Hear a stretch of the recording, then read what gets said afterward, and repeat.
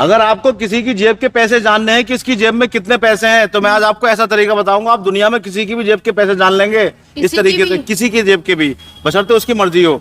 देखिए आपको क्या करना है, सपोज करो हमारी जेब में 500 रुपए हैं, 500 रुपए मान लो, तो आप उससे कहोगे भाई अपनी जेब के पैसे एक साइड में लिख दे। मैं आपको करके दिखा रहा हूँ कि मेरे पास आज आदमी कम है। आप उससे अलग कहोगे अपनी जेब के पैसे किसी कागज पे लिख दे, वो लिख देगा, उसने लिख दिए 500 रुपए। फिर आप उससे कहोगे जो तुमने पैसे लिखे हैं इसे 2 से गुणा कर दो, 2 से गुणा कर दो, 2 से गुणा कर दो, तो ये होगा 1000। 1000 ठीक है। फिर आप उससे कहोगे जो आंसर आया है उसे जो है प्लस कर दो 2 से, यानी 2 जोड़ दो उसके अंदर, तो ये होगा 1002, 1002। फिर आप उससे कहो जो आंसर आया है उसे 5 से गुणा कर दो, 5 से गुणा भाई साहब, 5 से गुणा, बस हो गया जो होना था। तो ये कितने हो गए? 5010 भाई साहब, 5010। फिर भी एक बार चेक कर लेते हैं सही से, 1002 गुणा 5, 5010। ठीक है, ठीक है भाई साहब। फिर आप उससे कहो कि जो आंसर आया उसमें से 6 माइनस कर दो, 6 जब माइनस करेंगे हम तो आंसर कितना आएगा? 5004 भाई साहब। भाई साहब यही आपका आंसर है। उससे कहो जो लास्ट की संख्या उसे मिटा दो, यही तेरी जेब के पैसे हैं। और भाई साहब आया नहीं आया? अब आप कहोगे कि अब आप ये कहोगे कि भाई ये तुमने सोच लिया होगा। अब आप बताओ कोई भी पैसे अपने मन से। हाँ तुम भाई साहब कुछ ना पता लिख के लेके आए हो। हाँ कोई पैसे बताओ जो आपकी जेब के अंदर हो। कितनी? कितने? मैं अभी आपको निकाल के दिखाऊंगा।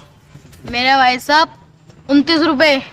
अरे बड़े बताओ, ज्यादा बताओ। तो भाई साहब 229। 229 रुपए। मान लो आपकी जेब में 229 रुपए है।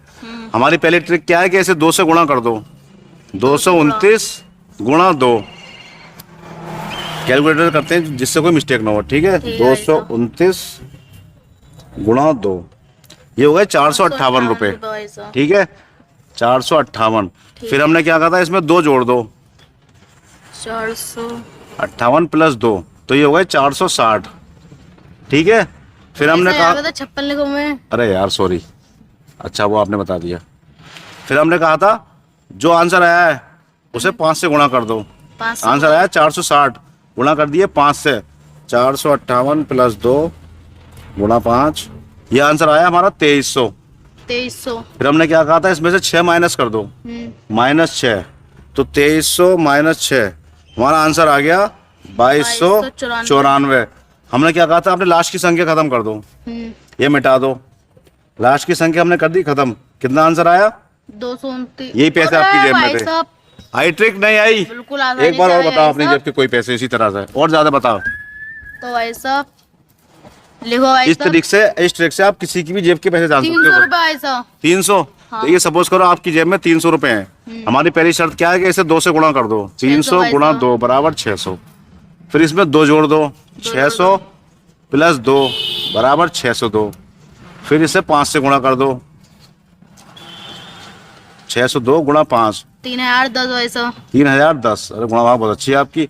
फिर इसमें से -6 कर दो, 6 घटा दो, तो ये हो गया 3004।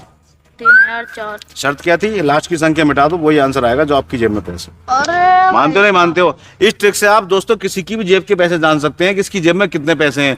आप उससे कागज पे गुणा भाग अलग करवाएं, मैंने तो आपके सामने करके दिखाई है। आप उससे अलग करवाएं इस तरह से कि उसके पैसे लिखवाएं एक साइड में, फिर उससे गुणा भाग कराएं, फिर जो लास्ट में आंसर आए उसमें से लास्ट वाली संख्या घटवा दें। वो 4 आए, 5 आए, जो भी आए, जो आंसर बचेगा वही आएगा जो उसकी जेब में पैसे होंगे। वो भी हैरान रहेगा इस ट्रिक को देख के। Thank you.